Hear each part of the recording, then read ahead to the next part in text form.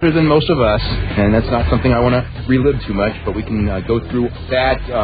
The current scene, World Wrestling Federation, of course, World Wrestling Entertainment, of course, international, whatever. We're going to be here with Mike TENAY in just a couple of minutes. Of course, we're here with Bryan Alvarez as well. Bryan, how are you today? Good. Okay, and I want to remind you, in the second hour, FRYE, we can talk about Japanese pro wrestling, mixed martial arts, or as far as that goes, we can talk about WWE and any other, talk about the Jarrett promotion as well, or anything revolving pro wrestling. An interesting week. I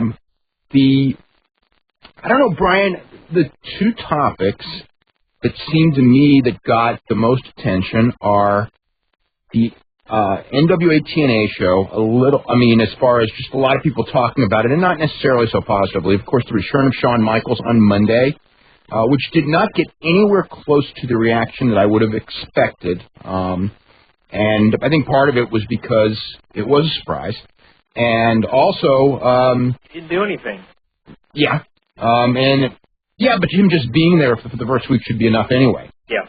And more on Tough Enough, which they kind of try to keep that controversy going on Confidential last night, which I think because I don't know as much about Tough Enough as I knew about the British Bulldog, I can't tell you anything that was wrong about that story. sounded fine to me. It did not make sense on the broadcast you were talking to me about earlier. Well, that jazz.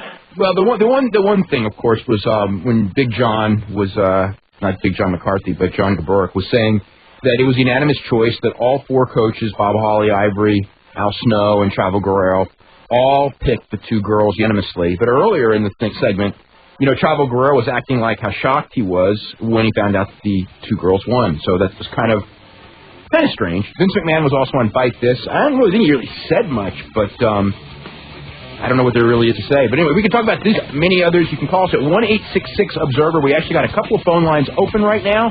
So if you jump in right now, you'll be on the air really quick, and we'll be back right after this break. You're listening to the Wrestling Observer Live on the Sports Byline USA Radio Network.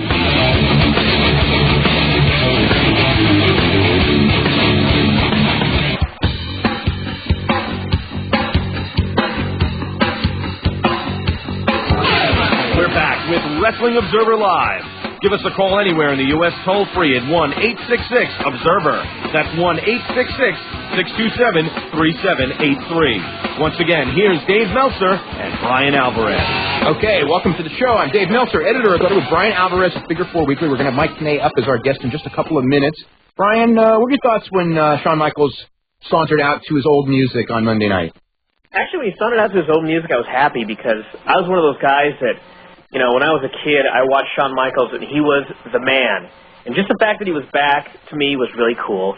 And then I read his interview that he gave a couple days later in which he talked about how he had found the Lord, and that from this point forward, not only was he a new man, but there would be no swearing, none of the old DX stuff, and everything like that. And I kind of thought, what the hell is Shawn Michaels going to do? You know what I mean? He's in the NWO of all things, and he's a guy that's not going to swear or do anything wild. And I just thought, what's his role going to be? Is he not going to cheat? Well, we'll find out. Yeah, we will. One of the things... And that should tell you something that I believe that entire interview, too. Did you?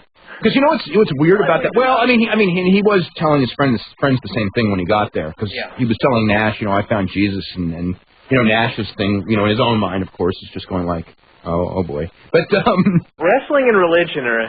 the thing with wrestling and religion is that there are people, and just throw it like Ted DiBiase, just as a name, okay, who is absolutely, there's not a 1% doubt in my mind that he is sincere in his beliefs, and we've had him on the show a couple of times, and I have no doubt that Sting is sincere in his beliefs because he hasn't come back. Yeah. Nevertheless, whenever I hear it, and we should be, is skeptical. And time will tell.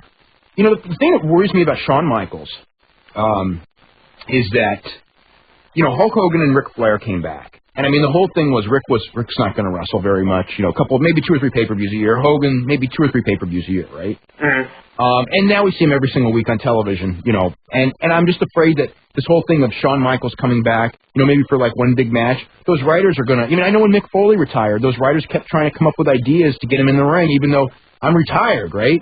Yeah, and I just think once he was retired, and 2 months later, they got him back in the ring.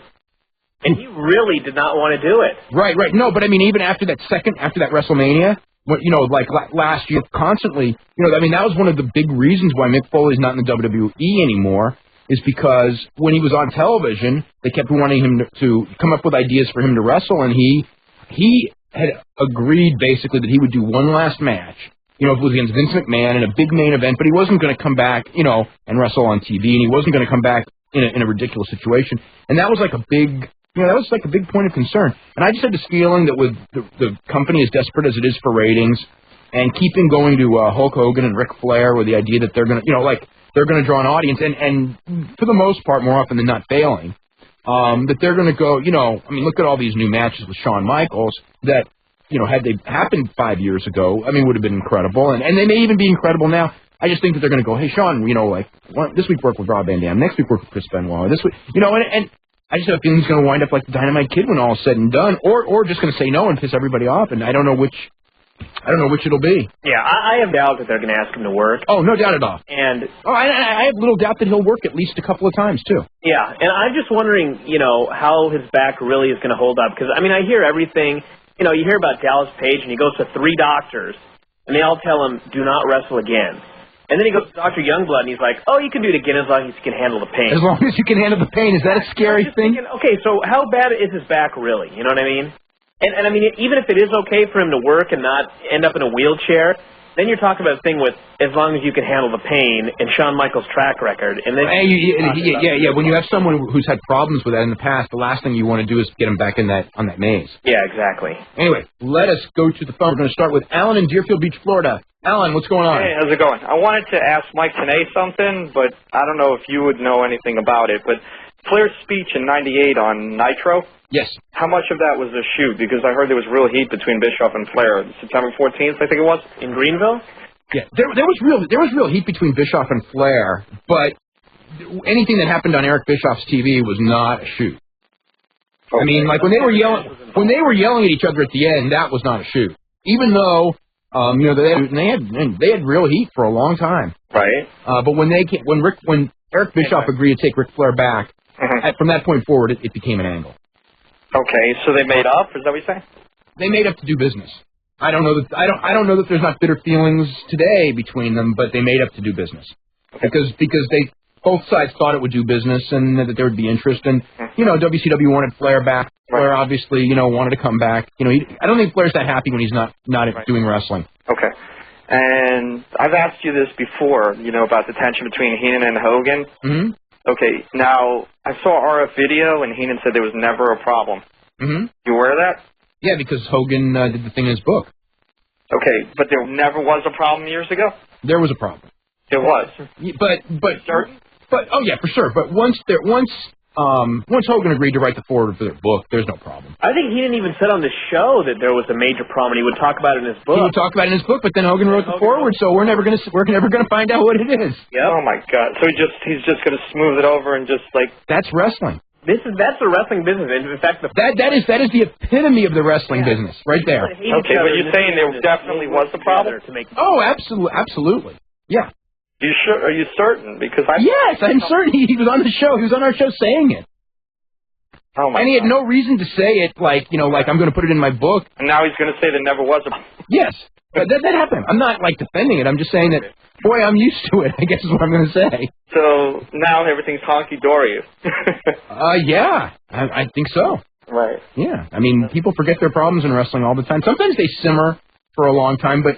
I mean, there have been people who have hated each other. Right. I mean, hey, look at Lawler and Vince, for that whole year. And, I mean, believe me, that was real. Mm-hmm. And, the minute Lawler came back, I mean, there hasn't been a bad word about Vince. Vince is great again. And that's wrestling. What about Heyman and Lawler? I heard they had problems. Do you know anything about that? Heyman and Lawler didn't like each other for going back years and years and years. I have not heard of them having any problems of late. But, yeah, in the past, absolutely. All right. Thank you. Okay. Good night. Bye-bye. Okay, let's go to Zach in Houston. What's going on? No, we will not go to Zach in Houston. I don't know what we're doing. We do have Zach. Okay, Zach, what's going on? Evening, gentlemen. It's been 3 months, but I'll say it anyway. It's good to have you back. Oh, thanks very much. When are you going daily again? I don't know. Okay, kind of an odd question, but I got into a discussion with some people several days ago. Obviously, while the ratings are still pretty much they have, SmackDown had the same rating these past 2 weeks, and then the 2 weeks before that it was the same, so obviously it's bad but stable. And my question is this. Obviously there will always be some kind of an audience. Hold on. Go away, I'm on the phone! Sorry. Oh, it's live radio. Yeah, fun. Obviously there will always be some kind of an audience for wrestling, but do you think that with no other national product, the WWF, this was what someone said to me, was basically, I shouldn't say bulletproof, but that there are enough people who will watch wrestling because it's wrestling, or because they're not too discriminating, that they'll always survive? Right. I mean, I do not think that the WWE in danger of going out of business for the next several years. Right. Okay? Tastes change, audiences change, things happen. The idea that they can never go out of business, I know too much to know that that's not true, because you could have said the same thing in 1971 about roller derby. Right. And it did go, and it was gone. Yeah, but I think roller derby and wrestling are like two completely different things. Cause I think there'll always be an audience for wrestling because there's been wrestling since. Yeah, but there had been roller derby for 50 years. Yeah, but that's not since. And there'd been wrestling at that time for 70 years. Right. But look, Brian, look at all the countries. Like, if you go back to the 60s, all the different countries in the Middle East and France and Germany, and they all had wrestling. And with the exception, and today, with the exception of Japan, Mexico, United States, and Canada, you pretty much don't have anything. Right. They all went down, and they all had. If there were things available, well, I guess. And they all had 100-year histories. Yeah. You know, I mean, India's history went back further than ours. And there's no big wrestling in India going on anymore. And it was, they used to do, Legend says 1,500,000 people for their big matches. Yeah. So I mean, it's possible. I mean, you just don't know what's going to happen 5 years from now. Right. I mean, obviously. But it's not going to happen in the next several years because WWF has too much cash on hand. Right. And the way their contracts are structured and things. But I mean, okay, here's the thing. If they were to get canceled by UPN or canceled, if their ratings went to the level where UPN came them, right, they would be in a lot of trouble because they would have the feel of a loser, and people don't support losers, and right, they would go down pretty quick from there. And that could happen, not yet, but it could happen in a year or even right, 2 years, just because the ratings are falling to where they're not that great anymore. And obviously, if a company like TNA or anyone else gets it big enough to get onto free TV, then in theory bets are off, because with more than one company around, then I mean, if somebody gets good, strong television with good, strong talent, I mean, things could change. We've seen that, but there's a lot of big ifs to that. We've got to run to a break right after this. You're listening to the Wrestling Observer Live on the Sports Byline USA Radio Network.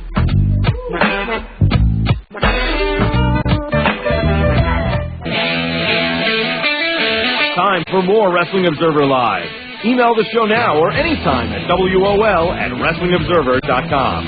That's WOL@WrestlingObserver.com. Now back to Dave Meltzer and Bryan Alvarez. Hey, welcome back to the show. I'm Dave Meltzer, editor of the Wrestling Observer newsletter with Bryan Alvarez at Figure 4 Weekly. And if you're interested in either of the two publications, you can go to WrestlingObserver.com. There's also daily updates of news, actually updated several times a day, features and all kinds of stuff, and also information on how to get both the Wrestling Observer newsletter weekly. And if you are a fan of wrestling, believe me, you will want both those publications. There's a lot more news in there than you're going to find on the internet, a lot more in-depth, and very entertaining written Figure 4 Weekly. It's like the highlight of my week. And Brian, have you watched AAA yesterday? Actually, you know what? When I turned on Galavision and saw there were 3 hours of AAA and no EMLL, I almost died. But I almost did too, because I was so looking forward to seeing, the Infiernos. That's like the highlight of my wrestling week now. It is to me too, and it's kind of sad. Yeah, I mean, not that I liked SmackDown a lot, but I mean that match, they're in a 6-man almost every week,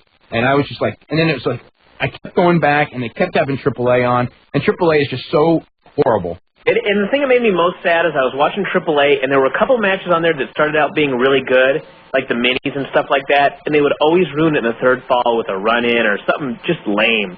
Made me very sad. We have got Mike TENAY, who actually knows a lot about AAA. In fact, he did the broadcast of the first and only AAA pay-per-view ever in the United States, and actually one of the best pay-per-views in the history of wrestling, When Worlds Collide. That was actually his first broadcast experience of pro wrestling, but he'd done broadcasting before, and he's been a wrestling fan since almost before I was born.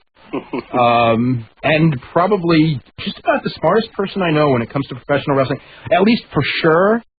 One of the 3 smartest people who I know that is totally mentally balanced. How's that? Because I know some pretty smart people, but sometimes.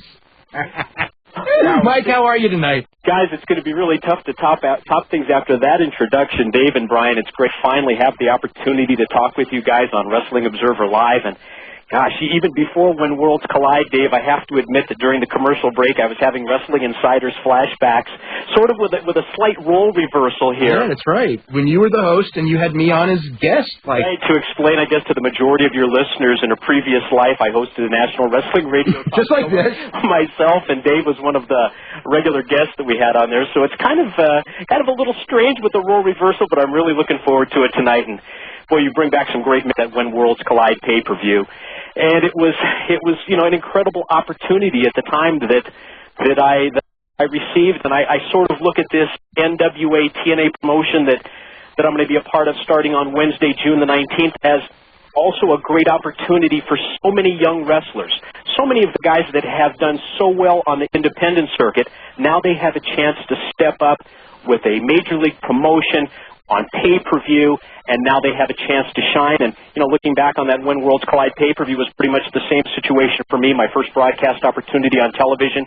You have to take advantage of that, and I, for one, certainly hope that the NWA TNA promotion takes advantage of that first chance. It's that old saying about never having another chance. Oh, boy, that first show is so important. Incredibly important for the future of this promotion.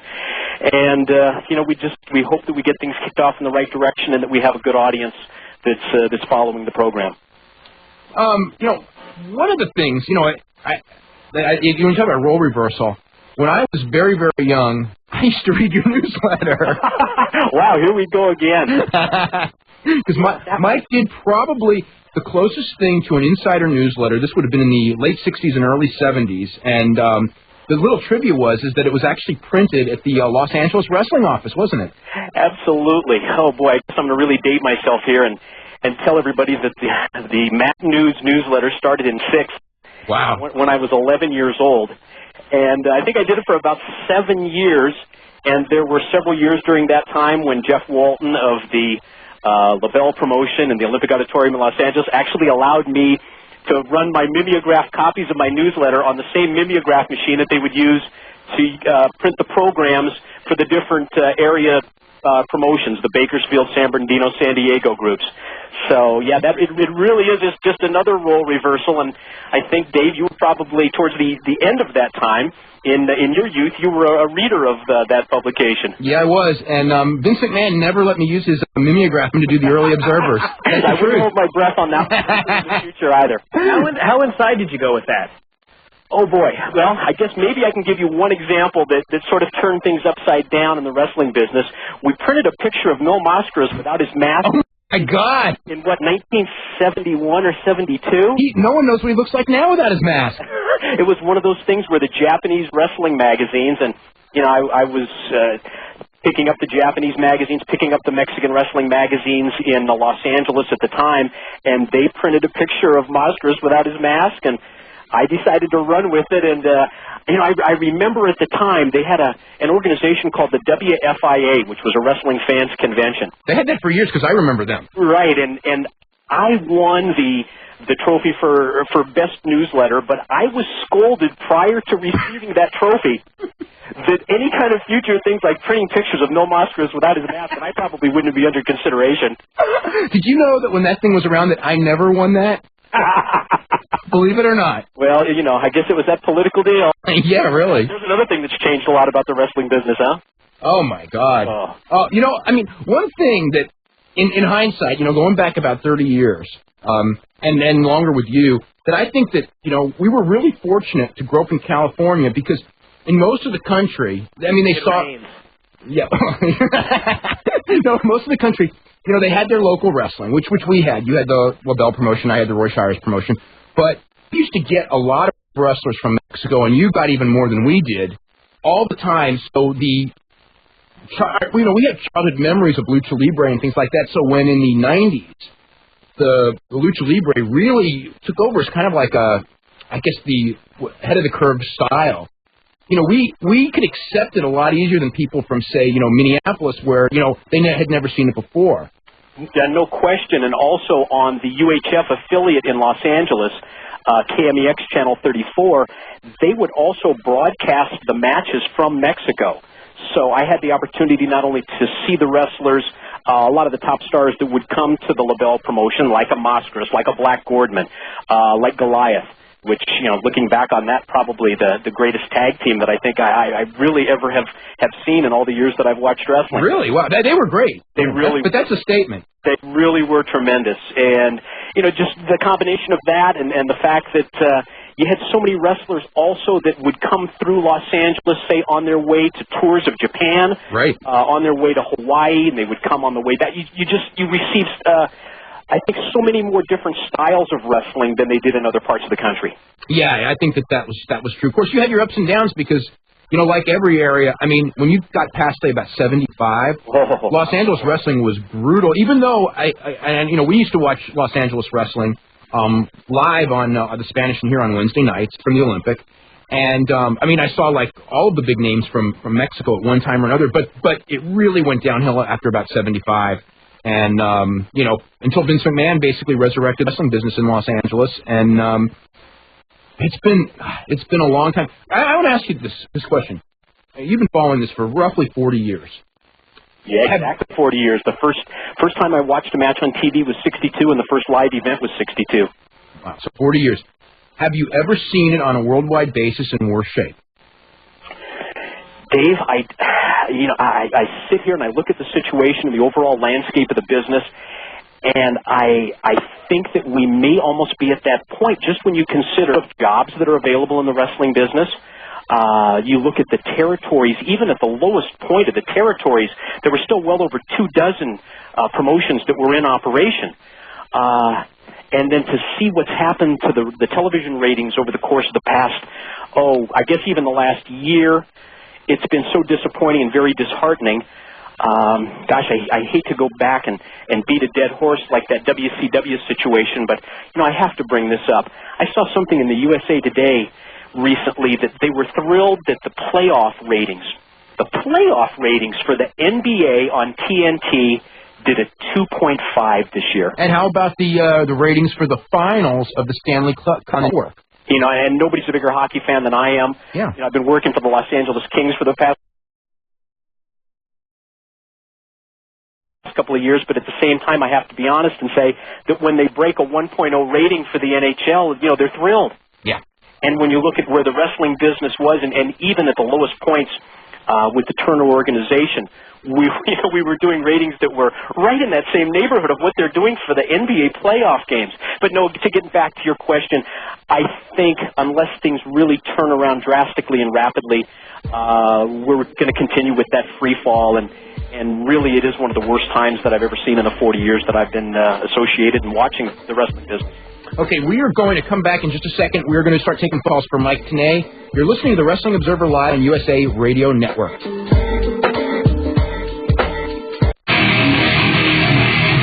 We're back with Wrestling Observer Live.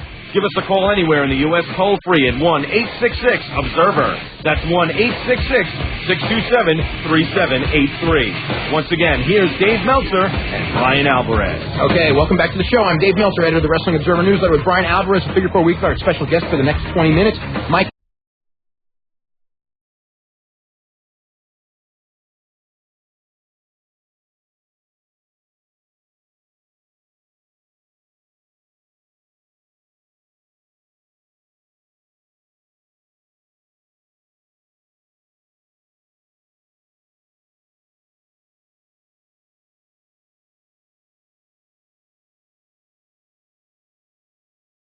Couple of issues that I would like to talk to you guys about. Number one, you had mentioned it in a few issues back in the Observer Well, I actually don't subscribe. I actually don't subscribe to your letter, but I will. But it was a question about The Rock and a couple of media appearances that he made on Larry King Live and on Unscripted with Chris O'Donnell, and Chris Connolly, right? Chris Connolly, yes, Yeah. yes. And The Rock basically made a statement about there are a couple of guys who are in pretty good positions who he feels. Triple H. You don't have to ask the question. I already know the answer. Okay, yeah, and he said a couple of guys. I was thinking, am I off base when I think it's Steve Austin as the other one? No, because the two guys that he says he respects the most are Steve Austin and Chris Jericho. Okay. So that would eliminate those two from the list. Okay. All right. And another thing, do you honestly think that The Rock is going to be around in the next year? No. On big shows, I think he's going to work like SummerSlam. But I mean, if you're talking about going on the road, 20 days a month, no. No, I don't think he'll ever do that unless his movie career is just totally done. And doesn't he start another movie, I think, in September? I think maybe earlier than that. He's doing Hell Dorado right now. Yeah, I mean, he's doing it real soon. He's only committed to 3 dates that I know of this summer, but I think they're going to bring him into some TVs as well for the summer. But as far as a regular, full-time, it's going to be pretty tough. And another thing, as far as these declining ratings, I think basically we saw wrestling really from '98 to 2001 really, that was really the latest boom period, and I think we're gonna no doubt we're gonna go through another year or two of this before we get another sort of boom period. And I think we as wrestling fans and those who cover it are just gonna have to just sit back and let this lull play its course. I mean, because they have to rebuild. There's no magic that says there's going to be another upside. They've got to create a new star, another Austin or another Rock to lead them to that. The problem is they can't create a new star until they get rid of on top. I don't see that happening in like 2 years. Exactly. I mean, guys like the Undertakers, the Triple H's, the Austins, they're going to have to make room for guys like the Rob Van Dams, because I can think back October of last year. It would have been great for Austin and Rob Van Dam to do that program where Rob Van Dam would become the champion, because Rob Van Dam, if you guys remember, was the hottest thing going. I remember that, and they went with him, and then they changed their mind. Exactly. Which the same thing they did with Benoit and Jericho. Jericho like 6 different times, it seems like. Exactly. And it's just, you see these false starts, and it's like, and so frustrating. And then people give up hope, saying that no one's ever going to get up to that level. And then we go through this WCW problem once again. Now you got the Click back in full force. So it's just like you guys said, we're reliving WCW all over again. And I don't think Mike wants to relive that. I think I lived it already once. I really don't see Vince putting the brakes on it, because you got Shawn Michaels in his ear, you got Triple H in his ear. Of course, we know he's practically a family member. He's his family in those posters. Have you seen those posters, Mike? Yeah, with the Sopranos type. Yeah. I have seen those. And he is in the family now. I guess, they're telling us something that maybe we already knew, but maybe the masses didn't. Yeah. Yeah, I mean, so here, you got Shawn Michaels, Triple H, Kevin Nash, X-Pac in Vince McMahon's ear. And Austin, and everyone. Yeah, and I really feel bad for Austin, because here's a guy that when the WWF was down in WCW, Mike, you remember, WCW was kicking the WWF's rear end. Oh, yeah. With Goldberg. My man, I hope he comes to the WWF. I really do, because I think he's one of the guys that can honestly get him out of this jam they're in. If used right, he could be. But Austin. I think Austin. At first, I thought Austin was crying over spilt milk. But now that I think about it, I mean, here's a man that went through tremendous injuries. I mean, he carried the WWF on his back, got the WWF to where they were a $1 billion entity, and now he got to go through all this. He got to deal with Kevin Nash, X-Pac. Shawn Michaels. Chuck, we got to get running because we got to get more calls in, but I appreciate your call, and I agree with most of your points. We're going to go to Scott in Stamford. Scott, what's going on? Hey, how you guys doing? Doing really good. I wanted to touch first on the HBK return, and I think it's a waste of if he's resting and they want to get him back for a big match, why bring him back now when he's not going to do that? I mean, it seems to me like they're doing the same thing that they've done with Ric Flair and Hogan, where you bring him back and they're going to talk, but then they're going to throw him back in there in, a month and a half? I don't know what they're doing. I don't know what they're doing with him, but I don't know, Mike, what's your thoughts as far as Shawn Michaels coming back with, basically very little build-up? He just kind of showed up on Monday. I think it was a waste of a rating. Yeah, I think so also, and unless we, we just really don't know exactly what they have planned for him. Nothing. When I see Michaels come back, I'm so reminded of the same situation with Hogan coming back, in a sense. I almost think that they have now a new generation of fans, even since the Shawn Michaels era, and I'm not exactly that they would be, really that readily to admit him back in. And I think that's one of the biggest problems in terms of their ratings, that ever since Hogan came back, I think so many of the new fans almost looked at it as a slap in the face, that they really didn't want to have Hogan be a part of their WWF. Well, also you got to remember when Hogan was on your side in WCW, they for years. I mean, that was the WWF fans and WCW fans. I mean, they were there were people who were fans of both, but then there were the people who were loyal to their brand. And Hulk Hogan, for several years represented the enemy, and now you're not only bringing him back, but bringing him back on top and telling the people who hated him that he was actually a bigger star than Steve Austin, who they've been, what I mean? It's almost like in '94 when they brought all the WW fans who hated Hogan, and they brought in, and they kind of slapped them in the face by saying, this guy's actually a bigger star than Ric Flair, who all those fans for all those years had gone, had kind of fought the fight, like, Ric Flair's really better than Hogan. And then they bring Hogan in, and Ric Flair has got to be the one who puts him over every single time. But here's the thing with HBK is that, Ric Flair's the guy, you don't want him to have to work every week, but so if he's talking, it's okay because he's, probably the best talker in the business. HBK doesn't have that, It's like, for the build-up for his big match, it'd be in the world, But he's got star qualities, and even for the, even for the people who don't know it, he's one of those guys that's out there. He is a superstar in this industry, and I think he can be one. Again, if he was healthy and he could work without question, the question is we don't know all the answers to him. So I don't know. I don't like I don't like the way he was brought back, and I also don't like the timing of it because I think this summer is a lost cause. This summer is to make new stars, not to. Yeah. And in the fall, when you've got new stars over, then bring HBK and some of these guys back for special appearances. That's wonderful. But you guys are talking about, they might want to, work with Van Dam, that'd be great. Yeah, sure, HBK in his prime against a guy like Van Dam or Eddie Guerrero or Chris Benoit would have been awesome, right? Absolutely. Now, with the back problem, it's not going to be, the match that it should be. And also, now that HBK's got that larger-than-life image that, a Hogan has, a Flair has, even a Nash has, right, he's not going to work like the type of match that you need to work with a guy like Eddie Guerrero, you know what I mean?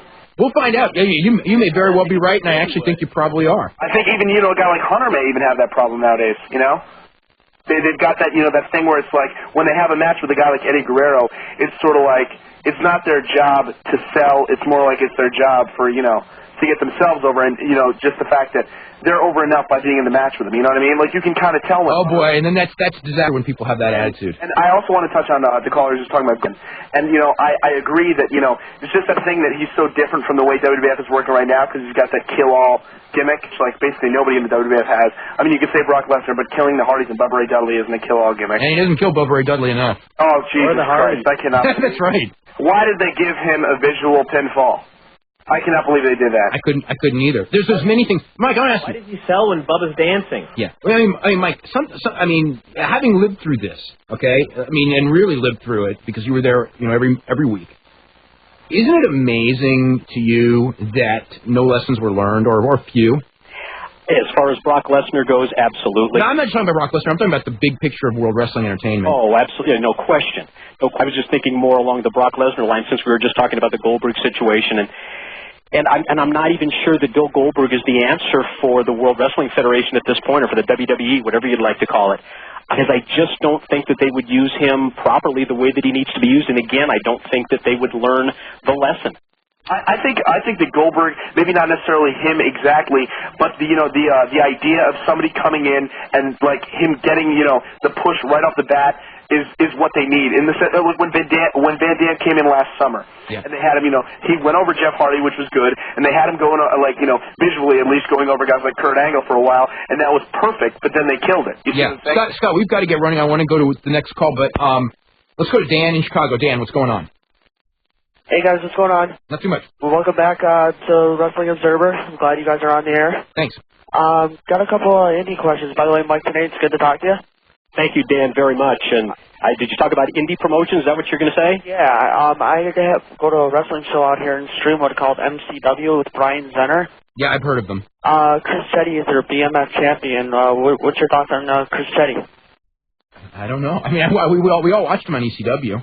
What do you think? You didn't watch him, or you did? No, we all did. We all watched him in ECW. What do you think of him?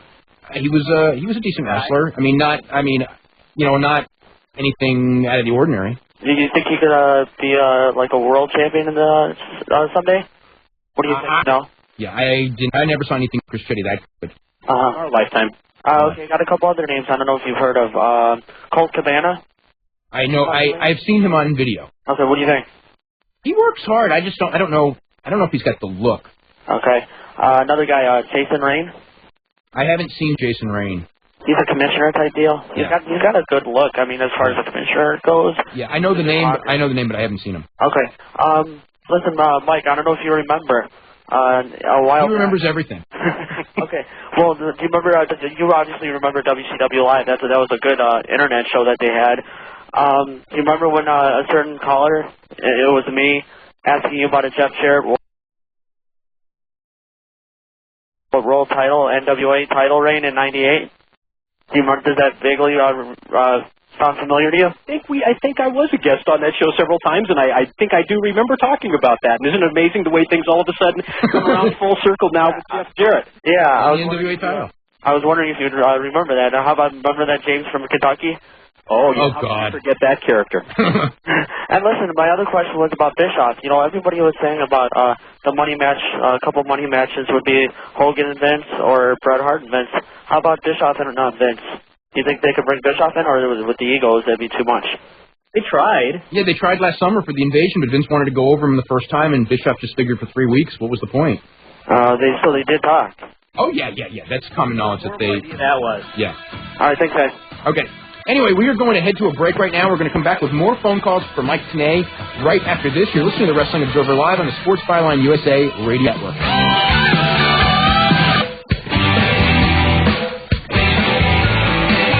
This is Big John McCarthy of the UFC, and you're listening to the Wrestling Observer with Dave Meltzer and Bryan Alvarez.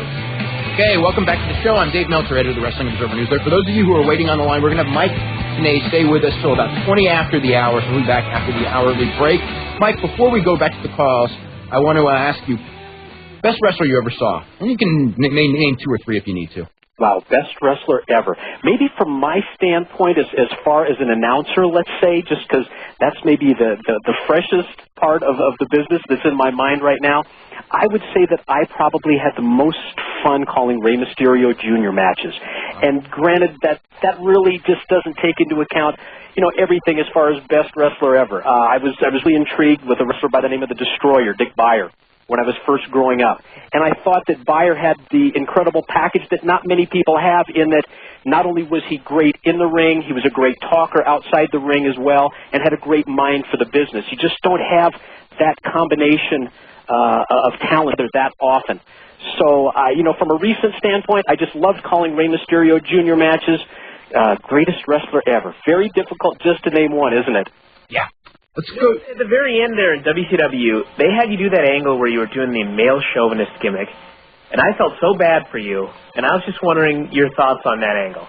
Did you really? I would kind of looked at it as a challenge.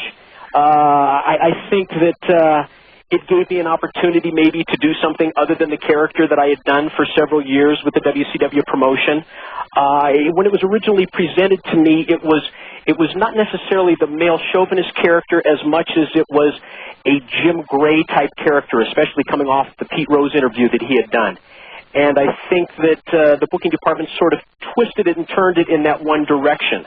I thought it was kind of a fun thing to do, and I really didn't mind it at the time. And, thinking back also, I want to drop in the name Ric Flair as well, because, when you just look at combinations of wrestlers and people that really have the total appeal, I think Ric Flair has to probably be, the one wrestler in the 40 years that I've been watching that would be the one standout. Okay, Mike, I want to thank you very much. We're going to be back with Mike TENAY right after our hourly break, and we're going to get to as many of your calls as we can. We've got a full bank of calls, but as soon as someone hangs up, you can jump in at 1-866-OBSERVER. We'll be back in just a couple of minutes. You're Wrestling Observer Live on the Sports Byline USA Radio Network.